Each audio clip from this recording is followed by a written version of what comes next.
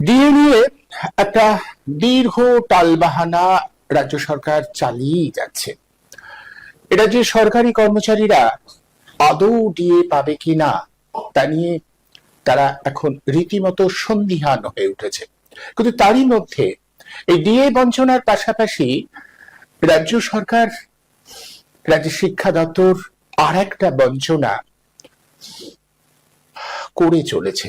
সেটা হচ্ছে শিক্ষকদের চাকরি যারা দিয়েছিলেন, নতুন যারা চাকরি দিয়েছিল, চাকরি পরীক্ষা দিয়েছিলেন, তাদেরকেও এক ধরনের বঞ্চনা করবার প্রক্রিয়া শুরু করেছে রাজ্যের শিক্ষা দপ্তর। কিভাবে? আমি এর আগেও অনুষ্ঠানে আলোচনা করেছি যে নতুন যে নিয়োগ শুরু হয়েছে শিক্ষাক্ষেত্রে, সেই নিয়োগে যেটা বলা হয়েছে যে যারা 60 নম্বরের পরীক্ষায় বেশি নম্বর পাবে তাদের ডাকা হবে, কিন্তু যাদের শিক্ষকতার অভিজ্ঞতা আছে তাদের শিক্ষা দপ্তর এক্সট্রা 10 নম্বর দেবে। প্রশ্ন উঠেছে কাদের 10 নম্বর দেওয়া হবে? যারা শিক্ষকতার অভিজ্ঞতা সম্পন্ন। কারা অভিজ্ঞতা সম্পন্ন?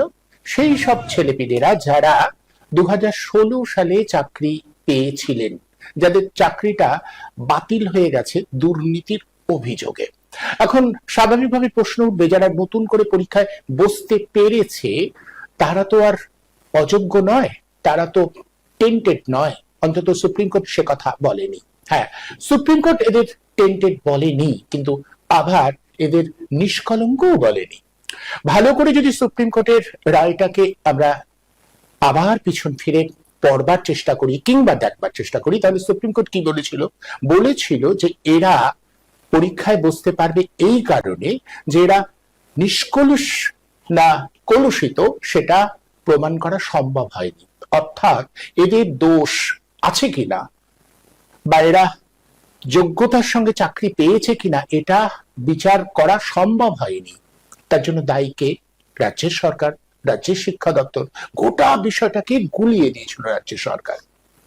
প্রশ্ন উঠেছিল এইভাবে সুপ্রিম কোর্ট সমস্ত চাকরি যারা করছিল তাদের সবাইকে এভাবে তাদের চাকরি নাকচ করে দিতে পারে? এটা কি মানবিকতার দৃষ্টিভঙ্গিতে ঠিক হলো? কিন্তু আমরা তখনও বলেছিলাম, এখনো বলছি, আমাদের দেশের আইনটা না এরকমই। আইনটা এরকম অবস্থাতেই রয়েছে যে যদি নিয়োগ প্রক্রিয়ায় কোনো অস্বচ্ছতা হয় তাহলে পুরো প্যানেলটা বাতিল হয়ে যাবে। এটাই এদেশের বর্তমান আইন। সেই নিরিখেই পুরো প্যানেলটাকে বাতিল করে দেওয়া হয়েছিল। এখন মানবিকতার প্রশ্ন যারা তুলছেন তাদের আমরা জিজ্ঞাসা করব, যারা লিখিত পরীক্ষায় 60-এ 60 পেয়েছে, এমন অনেকে রয়েছেন যারা 60-এ 60 পেয়েছেন কিন্তু তৎসত্ত্বেও তারা ইন্টারভিউতে ডাক পাননি। কেন পাননি? কারণ ওই যে রাজ্য সরকার যারা চাকরি করত, যাদের মধ্যে অনেকেরই বিরুদ্ধে অভিযোগ আছে যে তারা ঘুর পথে চাকরি নিয়েছিল, তাদের ক্ষেত্রে রাজ্য সরকার একটা অদ্ভুত অবস্থা নিয়েছে যে যেহেতু তারা চাকরিতে ছিল, অভিজ্ঞতা আছে, তাদের এক্সট্রা 10 নম্বর দেওয়া হবে। এখন ভাবুন, যারা পুরনো চাকরিতে ছিলেন তারা 10 নম্বর এক্সট্রা পাওয়া মানে তারা যদি লিখিত পরীক্ষায় 52 পায় তাহলে +10 62, 52 +10 62 তারা ডাক পাবেন। অথচ 60-এর মধ্যে যারা 60 পেল, নতুন যারা ফ্রেশার, যারা পরীক্ষা দিয়ে 60-এ 60 পেল, তারা ডাক পাচ্ছে না। আচ্ছা, এদের প্রতি অন্যায় করা হচ্ছে না? এদের প্রতি সুবিচার করা হচ্ছে গোটা প্রক্রিয়াতে? আমরা ঠিক এখানেই বুঝতে চাইব। ডিএর পর এবার চাকরি নিয়েও এক অদ্ভুত বঞ্চনা শুরু করতে চলেছে রাজ্যের শিক্ষা দপ্তর। এই বঞ্চনার অভিযোগ ইতিমধ্যেই উঠেছে। এবার আইনি বিষয়গুলো কিভাবে আসছে সেগুলো আমরা পর্যালোচনা করব। একই সাথে আমরা যেটা বোঝবার চেষ্টা করব যে গোটা বিষয়টা কোথায় দাঁড়িয়ে রইল। ইতিমধ্যে কিন্তু এই অভিযোগটা উঠছে যে টেন্টেড যারা, তাদের মধ্যেও অনেকে পরীক্ষায় বসেছিল। এটা নিয়ে বারবার আমরা বলেছিলাম, একটা আশঙ্কার জায়গা ছিল যে যারা টেন্টেড তারা আবার কোনোভাবে পরীক্ষায় বসে যাবে না তো। ইতিমধ্যেই কিন্তু অভিযোগ উঠেছে যে বেশ কিছু টেন্টেড যারা, তারাও পরীক্ষায় বসেছে। সেই সংক্রান্ত বিষয় নিয়েও মামলা মকদ্দমা হবে, চলতে থাকবে। গোটা বিষয়টা যেখানে দাঁড়াচ্ছে আইনি জটিলতায় সবটা আটকে যাবে কিনা সেটা নিয়ে একটা ঘোর সংশয়। এই সংশয়টা রাজ্যের শাসক, রাজ্যের সরকার দূর করতে পারত যদি তাদের সদিচ্ছা থাকতো।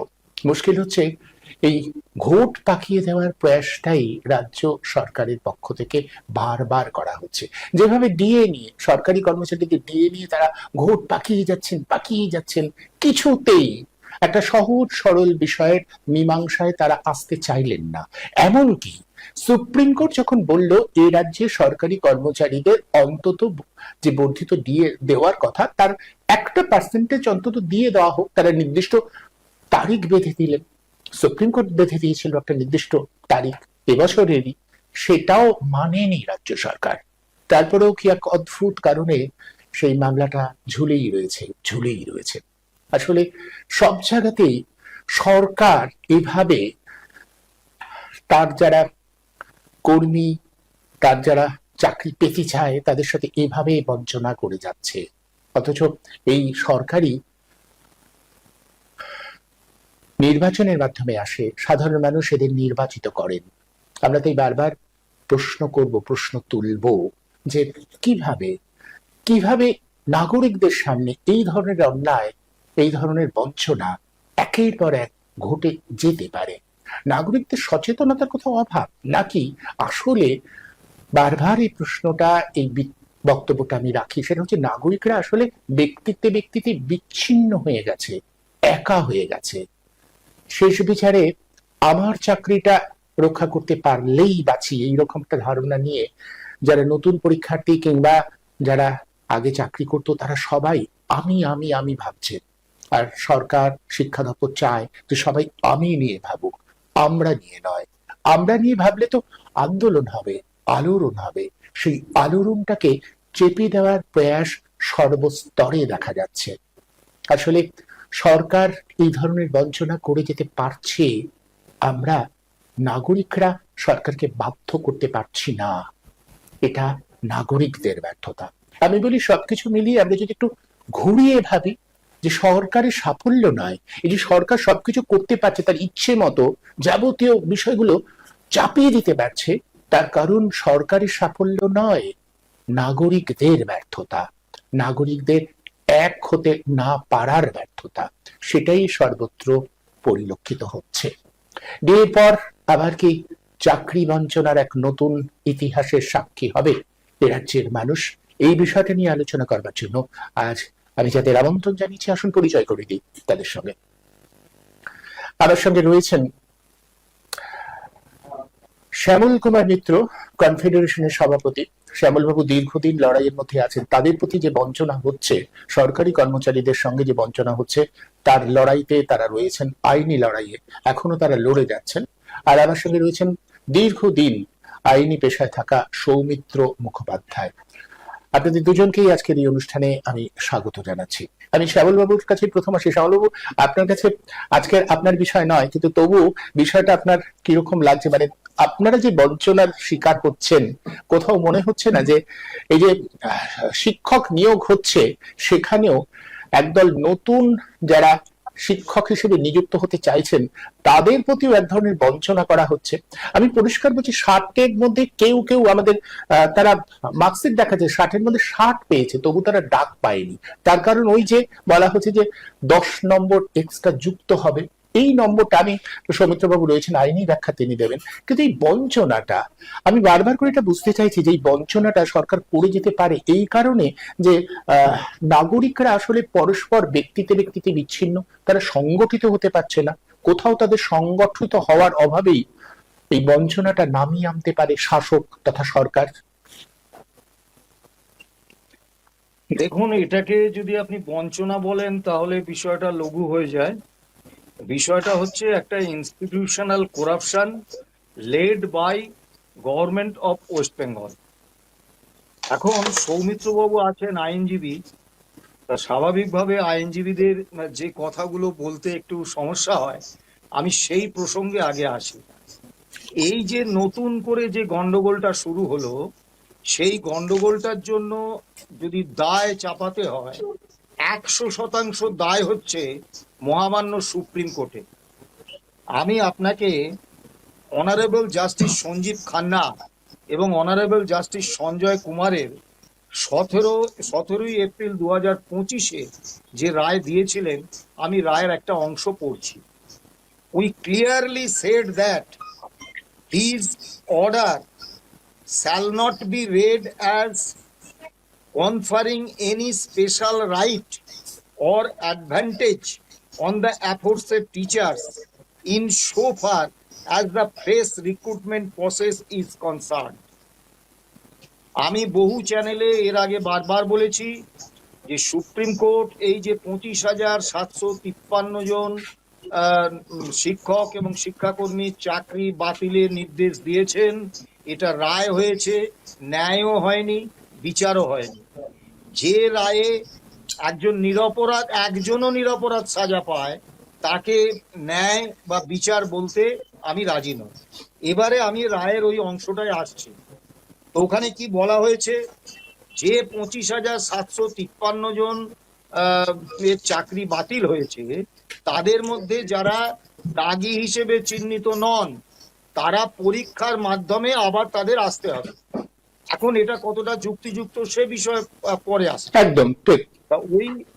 ওই অর্ডারে বলেছেন যে ওই শিক্ষকদের, মানে যারা কর্মরত ছিলেন, যাদের চাকরিটা চলে গেছে, তারা কিন্তু কোনো স্পেশাল রাইট অথবা অ্যাডভান্টেজ পাবেন না এই রিক্রুটমেন্ট প্রসিডিওরে। এটা সুপ্রিম কোর্ট বলছে। এটা ঠিক কি ভুল সেটা অন্য বিষয়। এবারে আসুন, রাজ্য সরকার কি করলেন 2016 সালে, তাহলে স্বাভাবিকভাবে 2016 সালের পরীক্ষাটা যখন বাতিল হয়ে সেই প্যানেল যখন বাতিল হলো, তার মানে 2016 সালে যে পদ্ধতিতে যে নম্বর বিভাজনে পরীক্ষা হয়েছিল, সেই একই নম্বর বিভাজনে একই পদ্ধতিতে পরীক্ষাটা আবার নেওয়া হবে। তা 2016 সালে লিখিত পরীক্ষায় ছিল 55 নম্বর, শিক্ষাগত যোগ্যতা ছিল 35 নম্বর, শিক্ষকতায় পূর্ব অভিজ্ঞতা ছিল না, ইন্টারভিউ ছিল 10 নম্বর, লেকচার ডেমো ছিল না। তা রাজ্য সরকার নতুন করে কি করলেন, 60 নম্বর করলেন লিখিত পরীক্ষা, শিক্ষাগত যোগ্যতা করে দিলেন 10 নম্বর, শিক্ষকতায় পূর্ব অভিজ্ঞতা 10 নম্বর, ইন্টারভিউ 10 নম্বর, লেকচার ডেমো 10 নম্বর।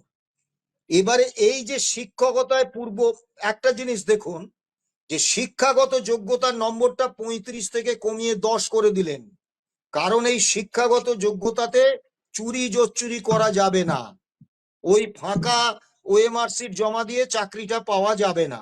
এই জন্য শিক্ষাগত যোগ্যতাটা 35 থেকে কমিয়ে 10 করে দিলেন।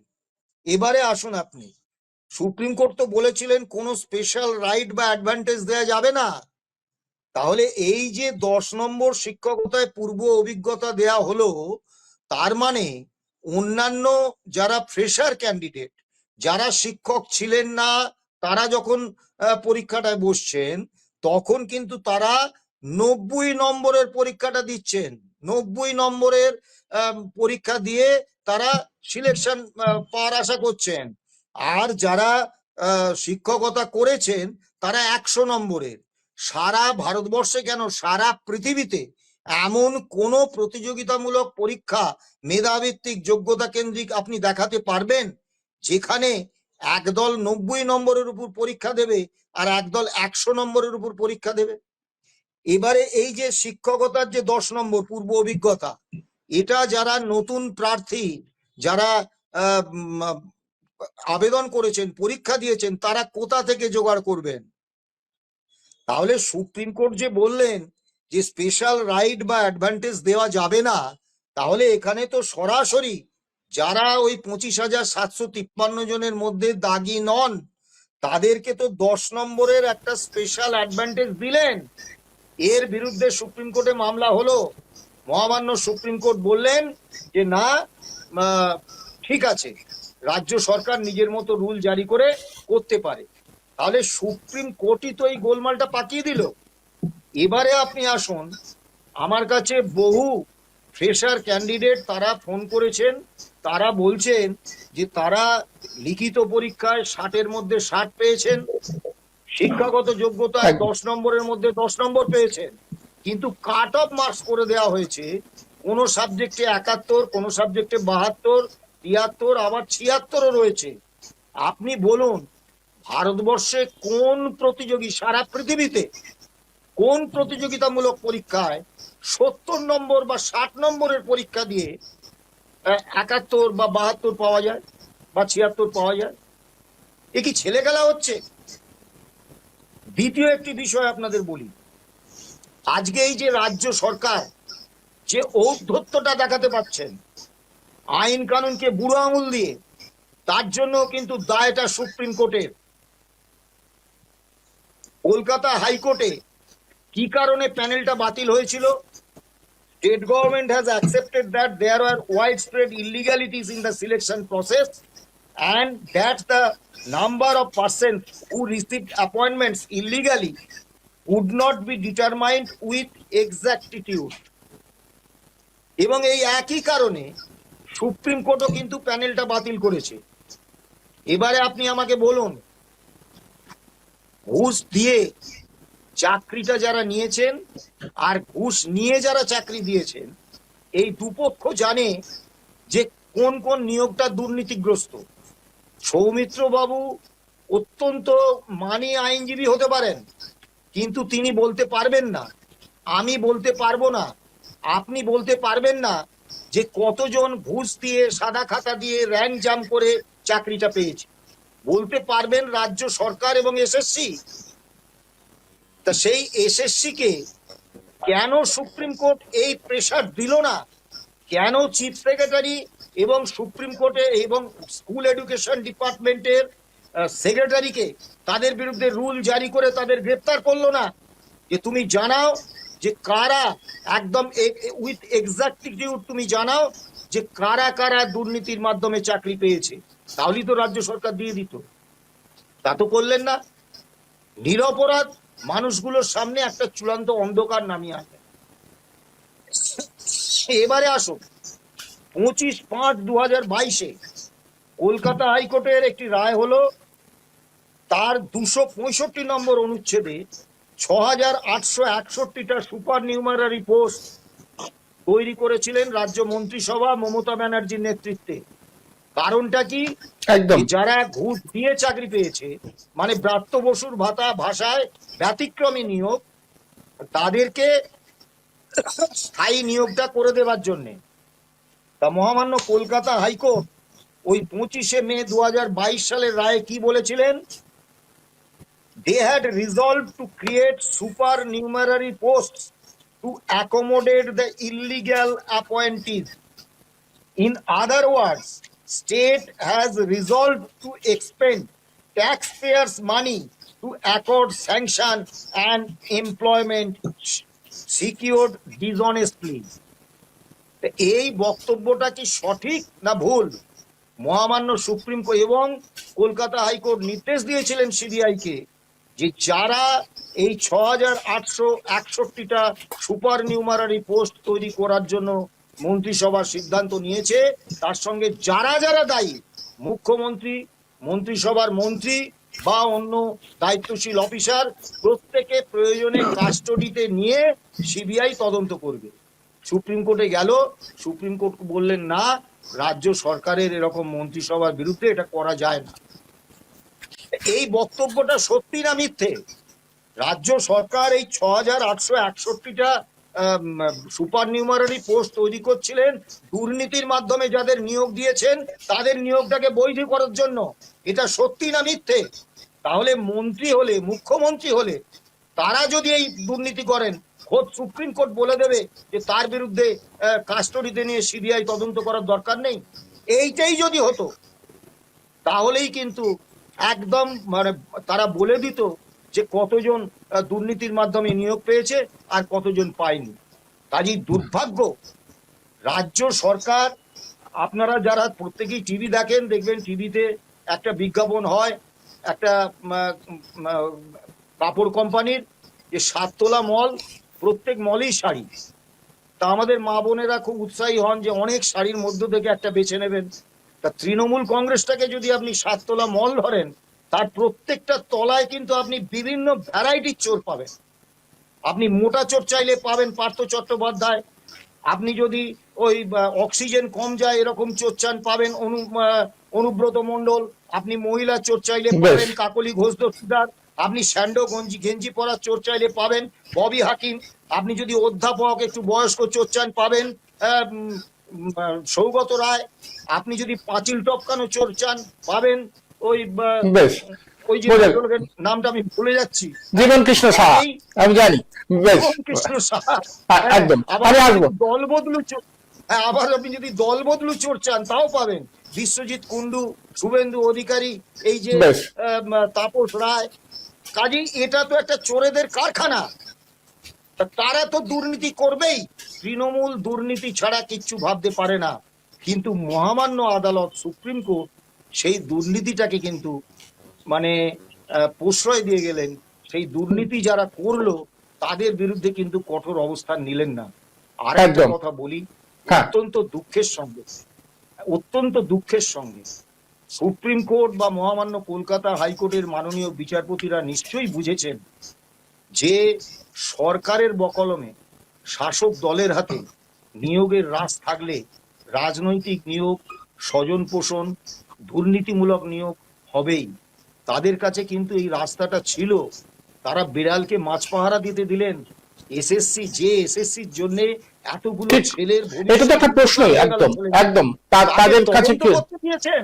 তাদের তদারকি করবার দায়িত্ব কি করে দেয়? আসবো আপনার কাছে, আবারও আসবো। আপনি একেবারে খুব পরিষ্কার করে অভিমুখটা সাজিয়ে দিয়েছেন। আমি ঠিক এখানেই সৌমিত্র বাবুর কাছে আসবো। সৌমিত্র বাবু, একেবারে সরাসরি শ্যামল বাবু যে প্রশ্নটা তুললেন সেই প্রশ্নটা অস্বীকার করা যায়।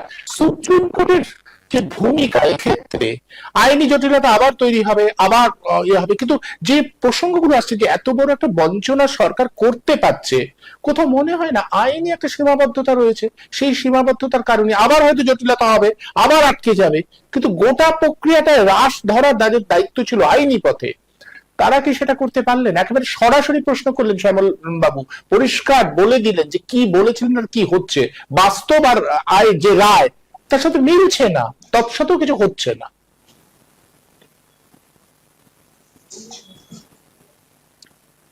24 আওয়ার্সের সমস্ত দর্শককে অনেক অনেক শুভেচ্ছা জানাই, শ্যামল বাবুকে জানাই এবং অনুপম আপনাকেও জানাই। আমরা যারা আইনজীবী আছি তারা যখন শপথ নিই এই প্র্যাকটিসের, এটা অনেকের জানা আছে অনেকের জানা নেই,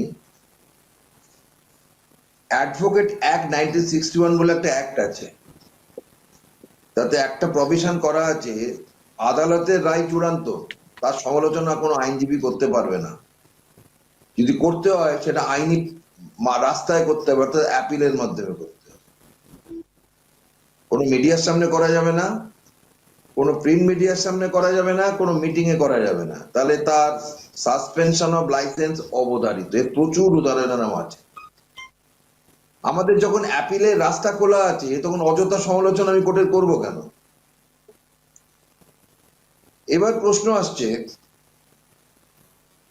এই যে শ্যামল বাবু মার্কসের কথাটা বললেন 60 নম্বর 10 নম্বর 10 নম্বর 10 নম্বর, এখানে ব্যাখ্যাটা সঠিক হয়নি। আমি একজন আইনজীবী হিসেবে দায়িত্ব নিয়ে ব্যাখ্যাটা দিচ্ছি। সুপ্রিম কোর্ট বলেছিল কোন টেন্টেড যেন পরীক্ষায় বসতে না পারে। সেই টেন্টেড কারা? যেটা স্কুল সার্ভিস কমিশন দিয়েছিল সেই টেন্টেড 1800 সামথিং হচ্ছে। তার বাইরে টেন্টেড আছে, অজস্র আছে, কিন্তু তারা পশ্চিমবঙ্গ সরকারের বদান্যতায়, তৃণমূল পার্টির বদান্যতায়, বিভিন্ন তৃণমূলের নেতা নেত্রীদের বদান্যতায় তারা টেন্টেড হয়নি। যারা টেন্টেড হয়নি তারা তো পরীক্ষায় বসতেই পারে, সেখানে তো কোনো এমবার্গো নেই, সেখানে তো কোনো বাধা নিষেধ নেই। বাধা কাদের জন্য হয়েছে? যারা বোনাফাইড টেন্টেড বলে চিহ্নিত হয়েছে। দুর্ভাগ্য, বারবার কিন্তু সুপ্রিম কোর্ট এবং হাইকোর্ট কনকারেন্ট জুরিসডিকশন, যেটা রিট 226 এবং আর্টিকেল 32, তাতে বারবার বলেছিলেন একজনও যেন টেন্টেড না পরীক্ষায় বসে। যদি একজনও টেন্টেড বসে পুরো পরীক্ষা কিন্তু ক্যান্সেল হয়ে যাবে। এটাই কিন্তু আইন, আমাদের সাংবিধানিক আইন এটাই। কিন্তু আর তখন আবার কি করে বুঝবে যে কে টেন্টেড কে টেন্টেড নয়? এখনো পর্যন্ত আমরা জানতে পেরেছি যে 4 জন টেন্টেড হিসেবে চিহ্নিত হয়েছে। 4 জন। এখানে একটা জটিল ব্যাপার আছে। এই 4 জনের মধ্যে পশ্চিমবঙ্গ সরকারের আইনজীবী কল্যাণ বন্দ্যোপাধ্যায়, যিনি আমার এমপি শ্রীরামপুর লোকসভার, তিনি বলেছেন যে 4 জনের মধ্যে একজন বিশেষভাবে সক্ষম, তিনি পরীক্ষায় বসেছেন। কল্যাণবাবুর কাছে প্রশ্ন, একজন, আমিও সিনিয়র আইনজীবী হিসেবে, কল্যাণবাবু আমার থেকে কিছুটা সিনিয়র অবশ্যই, এবং অনেক বড় পরিসরে প্র্যাকটিস করেন। আমি বড় পরিসরে প্র্যাকটিসটা করতে পারি না আমার অন্যান্য অ্যাক্টিভিটি গুলো থাকার জন্য, যদিও আমি প্রচুর বাইরের কোর্টে প্র্যাকটিস করি। সুপ্রিম কোর্টের ডাইরেকশনে কোথাও বলা আছে যারা বিশেষভাবে সক্ষম টেন্টেড হলেও তারা পরীক্ষায় বসতে পারবে? এই ধরনের কোন অর্ডার সুপ্রিম সৌরভ, আপনি বলবার আগে আমি একটু পিসিআর কে বলছি যে আমার স্ক্রিনটায় আসছে না ছবিটা, পিসিআর দেখে নেবে। হ্যাঁ, আপনি বলুন, আপনার কথা শোনা যাচ্ছে, বলুন, আপনি বলুন। সুপ্রিম কোর্ট কি এরকম কোন ডাইরেকশন দিয়েছিলেন? তাহলে কল্যাণ ব্যানার্জি একজন অভিজ্ঞ আইনজীবী হয়ে তিনি অমৃতা সিনহার ঘরে কেসটা চলছে, যেটা খুব ইন্টারেস্টিং। যিনি পুঙ্খানুপুঙ্খ কেস করেন, আমি নিজে হাইকোর্টে থেকে সেই কেসের শুনি। সম্প্রতিকালে দর্শকদের সেই কেসের শুনানি শোনার উপর নিষেধাজ্ঞা জারি করা হয়েছে, এখানে এত ভিড় হয়ে যাচ্ছে যে যেটা অবাঞ্ছিত, মানে আইনজীবীরাই দাঁড়ানোর জায়গা পাচ্ছেন না। তাহলে এই যে বিশেষভাবে সক্ষম বা হ্যান্ডিক্যাপড যারা আছেন, তারা যদি টেন্টেড হয়, তাদেরও পরীক্ষায় বসার অনুমতি সুপ্রিম কোর্ট দেননি। এটা আপনি হ্যান্ডিক্যাপ হয়ে টেন্টেড হতে পারেন, বাহ, খুব সুন্দর আপনার আইন তো। আমি যেহেতু হ্যান্ডিক্যাপ, আমি টেন্টেড হলে আমি 7 খুন পাব না। কথাটা হচ্ছে টেন্টেড নিয়ে, এমফাসিস করতে হবে টেন্টেড নিয়ে। আমি হ্যান্ডিক্যাপ হন আর আপনি কি বলে ন্যাচারাল হন, তাতে ডাজন্ট ম্যাটার। আপনি tainted in the eye of law wherever your physics is concerned, whether you are handicapped or not, that is not a criteria. Criteria is that you ought to be treated as tainted, and your candidature is liable to be banned for the entering examination. আগামী যে পরীক্ষাগুলো হবে তাতে আপনি অবশ্যই tainted. এইটা tainted পরীক্ষা দিয়েছে এবং কল্যাণ ব্যানার্জি এটা অ্যাডমিট করেছেন কোর্টে। কারণ একটা টেন্টেডও নেই, এইটার উপরে কিন্তু অবশ্যই নিষেধাজ্ঞা আসবে। এটাই কিন্তু বলে সিভিল প্রসিডিওর কোড। কেউ যদি পারিবারিক সম্পত্তিতে 1 ইঞ্চি এনক্রোচ করে, পারিবারিক এনক্রোচমেন্ট, কেউ যদি পরের জমি 1 ইঞ্চি এনক্রোচমেন্ট করেন আর 100 বিঘে এনক্রোচমেন্ট করেন, 100 বিঘে বলছি, 2000 কাঠা, ইনজাংশনটা কিন্তু একই ভাবে হবে। ইনজাংশনের কোনো মাপকাঠি আলাদা থাকে না। পরিষ্কার থাকবে যে opposite party is directed not to disturb the peaceful possession of the plaintiff or the petitioner, as the case may be, and restraining himself from encroaching any further immovable property or land, as the case may be. এক্ষেত্রেও তাই। এবারে 9-10 এ total vacancy ছিল 23,212, আর 11-12 এ ছিল 12,514। এক্ষেত্রে high court এবং supreme কোর্টের specific direction ছিল, যেটা আমরা বলি reasoned order. In the eye of law we say it is the reasoned order, যে কোনো টেন্টেড বসতে পারবে না। কোথাও স্পেসিফিক্যালি বলা হয়নি যে হ্যান্ডিক্যাপ হলে বসতে পারবে, নট লাইক দ্যাট। তাহলে তো আরো ভালো হতো, তৃণমূল দাদাদের বলার মতো একটা করে হ্যান্ডিক্যাপ সার্টিফিকেট করে দিত। এখন এবার এই প্রয়াসটাই হবে, যদি নিয়মটা হয় হ্যান্ডিক্যাপ এক্সেপ্ট, তাহলে সবাই হ্যান্ডিক্যাপ হয়ে যাবে, সুস্থ লোক হ্যান্ডিক্যাপ হয়ে যায়। আমরা দেখেছি বাসে, ট্রেনে, আমি নিজে দেখেছি হ্যান্ডিক্যাপ স্টেজের হ্যান্ডিক্যাপ সিট চ্যালেঞ্জ করেছে বসার জন্য। দেখেছি, খারাপ লেগেছে যে কত আশা হ্যান্ডিক্যাপটা সিটে বসার জন্য নিজেকে হ্যান্ডিক্যাপ বানানো হচ্ছে। ঈশ্বর কিন্তু ওপর থেকে সবই দেখেন। এরপর এখানে যে 4 জন টেন্টেড এখনো পাওয়া গেছে, তার মধ্যে পরিষ্কারভাবে school service commission flatly deny করেছে, কিন্তু কল্যাণ ব্যানার্জি স্কুল সার্ভিস কমিশনের আইনজীবী হিসেবে একজনকে অ্যাডমিট করেছেন যে না, তিনি টেন্টেড নন, তিনি অবশ্যই হ্যান্ডিক্যাপ, তিনি বসতে পারেন সুপ্রিম কোর্টে। ইকো হচ্ছে কেন?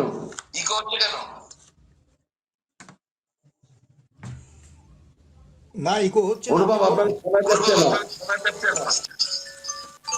আমি শুনতে পাচ্ছি, আমি শুনতে পাচ্ছি, আপনার কথা শুনতে পাচ্ছি, বলুন। আচ্ছা, ঠিক আছে, ভেরি গুড। এরপরে আমরা দেখলাম যে নীতিশ রঞ্জন বর্মন একজন টেন্টেডের নাম সামনে এসছে। তিনি কিন্তু গত পরীক্ষার টেন্টেড ছিলেন, একদম মানে সিল লাগানো টেন্টেড। এরপরে এই নীতিশ রঞ্জন বর্মনকেই কল্যাণ ব্যানার্জি বলেছেন যে তিনি হ্যান্ডিক্যাপ, যে কারণে তিনি বসতে পারেন।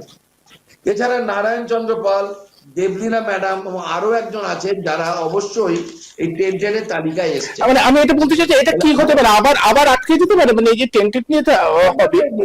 আন্ডারটেডলি যদি 4 জন ডিসকভার হয় তাহলে আমি তো স্বাভাবিকভাবে রিট অফ ম্যান্ডেমাস করবো। আমি রিট অফ ম্যান্ডেমাস করবো, কি স্যাটেনিও করবো, কি কোয়ারেন্টও করবো, যা যা রিটের প্রফেশন আছে অ্যাজ অ্যান অ্যাডভোকেট হিসেবে, যে 4 জনের জায়গায় 400 জন টেন্টেড পরীক্ষা দিয়েছে এখানে। That should be investigated. If a person is identified as tainted in the examination which was taken place in the year 2025, it is a probability there may be more possibility of more tainted person appeared in the examination and they have become successful in their attempt. একদম, যেহেতু এর আগে প্রক্রিয়াটা একজন মানে আইনটাই ছিল, আমি যেটা বললাম যে আইনটাই ছিল এরকম যে গোটা প্রক্রিয়া একজনও যদি দুর্নীতি করে চাকরি পেয়ে থাকে তো পুরো প্যানেলটা বাতিল হবে। এক্ষেত্রেও আমি আপনার আগের অনুষ্ঠানেই বলেছিলাম যে এই পরীক্ষা হতে যাচ্ছে, যদি somebody is a single person is found tainted, the total candidature of the candidates are liable to be suspended or cancelled. That is the discretion of the judicial authority. বলেছিলাম আমাকে দুজনা, আইন তো তাই বলে। একজন যদি টেন্টেড হয় 100 জন হবে না, তার কি গ্যারান্টি আছে? তার কি গ্যারান্টি আছে? কে নিশ্চিত আজকে 4 জন পেয়েছে 400 জন হবে না? Who can say? যার ফার্দার টেন্টেড নেই, আস্তে আস্তে বাড়বে, ক্রমশ প্রকাশ্য।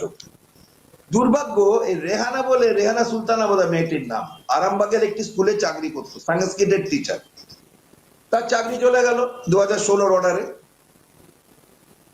তারপরে সেই মেয়েটি এবারে অদ্ভুত ভাবে কোয়ালিফাই করতে পারলো না। কেন? বিভিন্ন সাবজেক্টের কাট অফ মার্ক হচ্ছে বিভিন্ন। সে ওবিসি ক্যাটাগরি এ থেকে তাকে পশ্চিমবঙ্গ তৃণমূল মানবদরদী সরকার, মা মাঠে মানুষের সরকার, তাকে বি ক্যাটাগরিতে করে দিল। A category cut off mark 61, B category cut off mark 63। এইবার সে পেয়েছে কিন্তু 61, জাস্ট কাট অফ মার্কটা পেয়েছে। যেহেতু সে শিফট করে গেল বিতে, ওবিসিতে, সে কিন্তু আর কোয়ালিফাই করতে পারলো না ইন্টারভিউতে। That lady stood 9th in the last examination in Sanskrit. 9th position পেয়েছিল সংস্কৃতে 2016 পরীক্ষায়। সে এবারে ইন্টারভিউ পেল না। এবার প্রশ্ন আসছে, প্যারা টিচাররা কি 10 নম্বর অতিরিক্ত পেতে পারে? প্যারা টিচারদের ক্ষেত্রে সুপ্রিম কোর্টের কোন রকম জাজমেন্ট ডেলিভার করেনি যে প্যারা টিচাররা পেতে পারে। Para teacher is not counted as a part and parcel of the regular teacher. তারা কখনোই রেগুলার টিচারের মধ্যে পারে না। যেমন আমাদের আইনে আমরা ডিফেন্ডেন্ট বলি এবং প্রো ডিফেন্ডেন্ট বলি।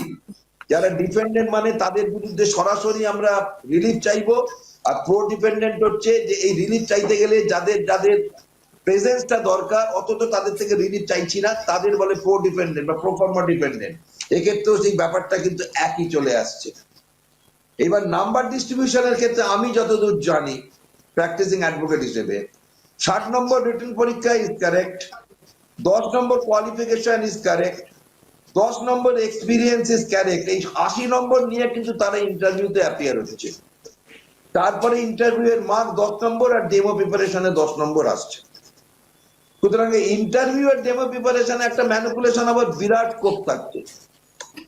কিন্তু প্রশ্ন আসছে অনুপম, যে এই কোয়ালিফিকেশন এবং লিখিত পরীক্ষায় ফুল মার্কস পাওয়ার পরও এক্সপিরিয়েন্সটা তো ডিপেন্ড করছে, ভ্যারি করছে, ঠিক আছে, তারপরেও তারা ইন্টারভিউতে ডাক পায়নি। কেন পায়নি? তাহলে কাট অফ মার্কসটা বিভিন্ন সাবজেক্টের ক্ষেত্রে বিভিন্ন হলো, কাট অফ মার্কস পেয়েও আমি ডাক পাইনি, এটা একটা পার্ট হলো। আর একটা পার্ট হচ্ছে এই যে স্কুল সার্ভিস কমিশনের পরীক্ষায় প্রচুর কেস ফাইল হয়ে গেছে হাইকোর্টে, প্রচুর। সুপ্রিম কোর্ট এখন কোনো নতুন করে কেস নেবে না, যেহেতু আগের কেসগুলো পেন্ডিং আছে। অটোমেটিক্যালি সেই কেসগুলোর ক্ষেত্রে সুপ্রিম কোর্ট ওইখানে যতক্ষণ না ভার্ডিক্ট দিচ্ছে ততক্ষণ পর্যন্ত নতুন কেসগুলোর অ্যাডমিশন হিয়ারিং হবে না বলে আমার মনে হয়। কারণ একটা 136 একটা এসএলপি করে স্পেশাল রিপিটিশন করে অ্যাডমিশন নিতে হয়, হাইকোর্টও অ্যাডমিশন নিতে হয়, লোয়ার কোর্টে কোনো অ্যাডমিশন হিয়ারিং হয় না। তাহলে এই যে পরীক্ষা দিল তাদের মধ্যে দেখা যাচ্ছে মেজরিটি কিন্তু যাদের চাকরি গেছে তারা ইন্টারভিউটা পেয়েছে।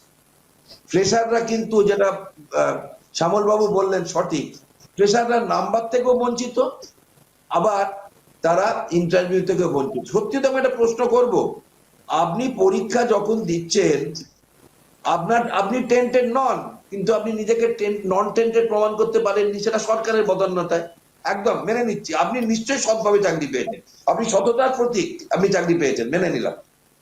কিন্তু আপনার দুর্ভাগ্য যে আপনি নিজেকে নন টেন্টেড প্রমাণ, দেখো লিগাল পয়েন্ট অফ ভিউতে আমি কিন্তু এটা জেরা একদম। করছি কোর্টে, আপনি একদম ঠিক এইভাবে আমরা জেরা করি, আপনি টেন্টেড নন, আমি মেনে নিচ্ছি। সবাই বলবে আমি টেন্টেড নন, সবাই, ওই 1860 একদম সবাই তাই বলছে, একদম। সবাই যে ভেরি অনেস্ট পারসন, সততার প্রতীকের মতো সবাই অনেস্ট। আপনি যদি নিজেকে অনেস্ট প্রমাণ করতে না পারেন, সেটা সরকারের বদান্যতা, তাহলে আপনি কিন্তু টেন্টেড। আপনি পরীক্ষাটা দিচ্ছেন কিন্তু ক্যান্সেল হয়ে যাওয়া একটা এক্সাম, তার মানে হোলসেল টেন্টেড। হোলসেল আপনার মার্চের সেলের মতো, তাই তো অনুভব, ঠিক বললাম একদম। হিসেবে? একদম, মানে আপনি যদি নিষ্কলুষ আপনি নন, আপনি নিষ্কলুষ হতেও পারেন, নাও হতে পারেন, আপনার কলুষতা প্রমাণ করা যায়নি।